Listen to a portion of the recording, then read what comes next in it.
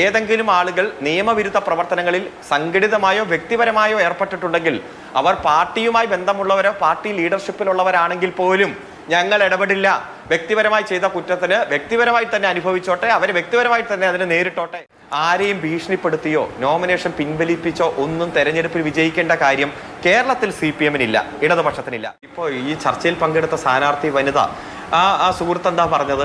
ആരോ എവിടെയോ പറഞ്ഞു, നേരിട്ടല്ല, ഒരു ഡയറക്റ്റ് എവിഡൻസും ഇല്ല, ഡയറക്റ്റ് അല്ല പറഞ്ഞത്, എന്നോട് വന്ന് പറഞ്ഞു, ഹിയർസേ എവിഡൻസ് എന്നൊക്കെയാണ് പറഞ്ഞത്.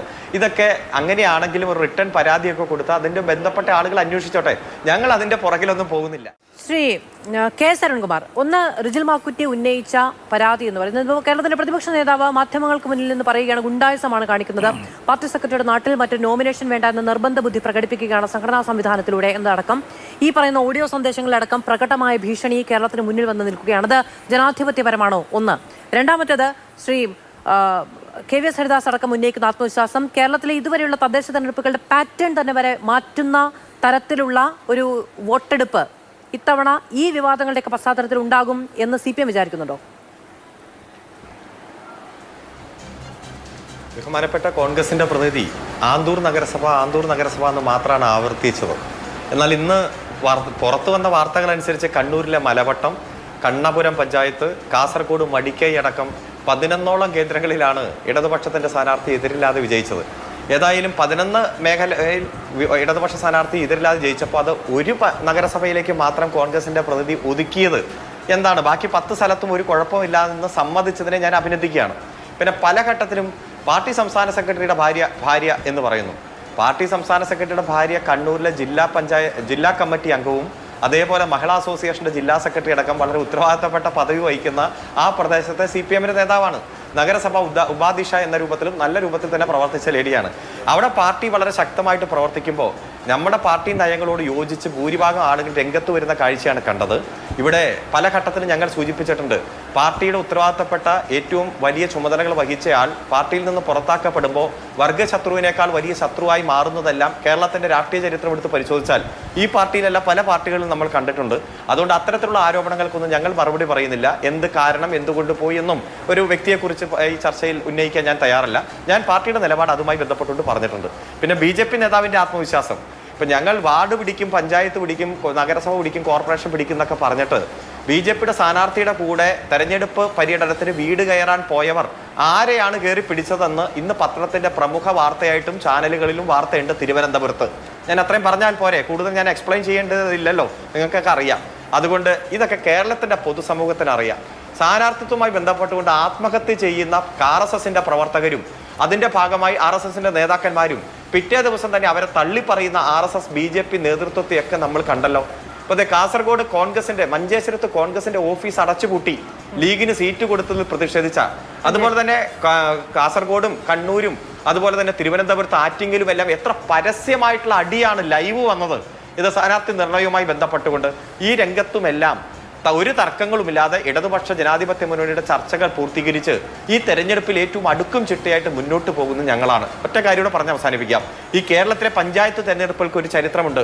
ഭരിക്കുന്ന മുന്നണിക്ക് അനുകൂലമായി പഞ്ചായത്ത് തെരഞ്ഞെടുപ്പുകളിൽ വോട്ട് ചെയ്ത ചരിത്രം ഒരു ഘട്ടത്തിലും ഉണ്ടായിട്ടില്ല.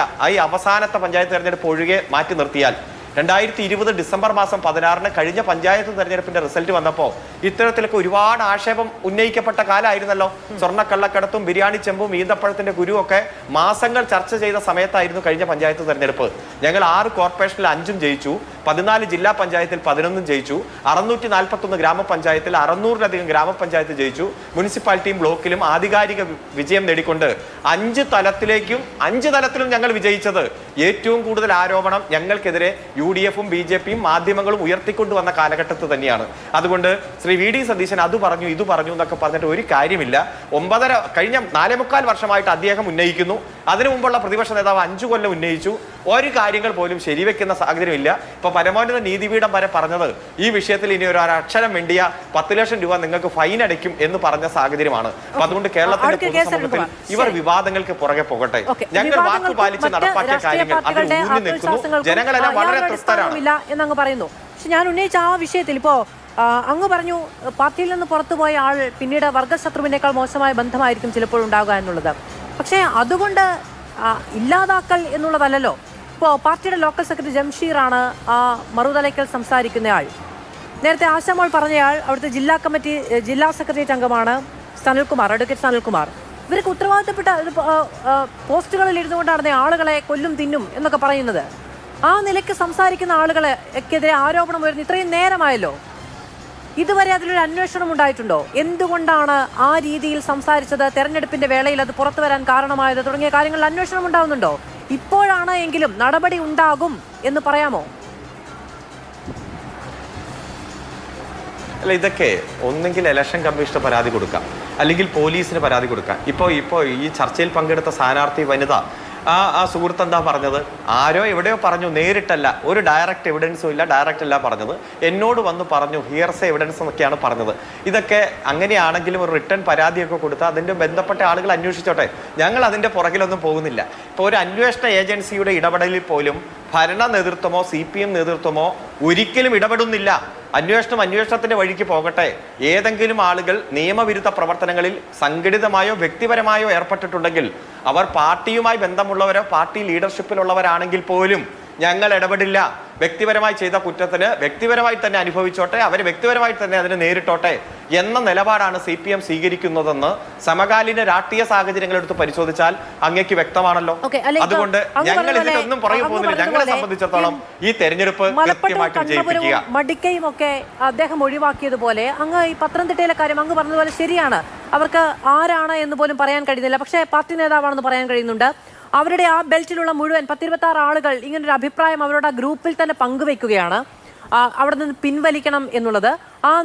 ആ യോഗം വിളിച്ചു ചേർത്തത് സനൽകുമാർ എന്ന ആളാണെന്ന് പറയുന്നു. അത് പക്ഷെ നേരിട്ടല്ല എന്നുള്ളത് കൊണ്ട് അങ്ങ് പറയുന്ന ആ കാര്യം ശരി.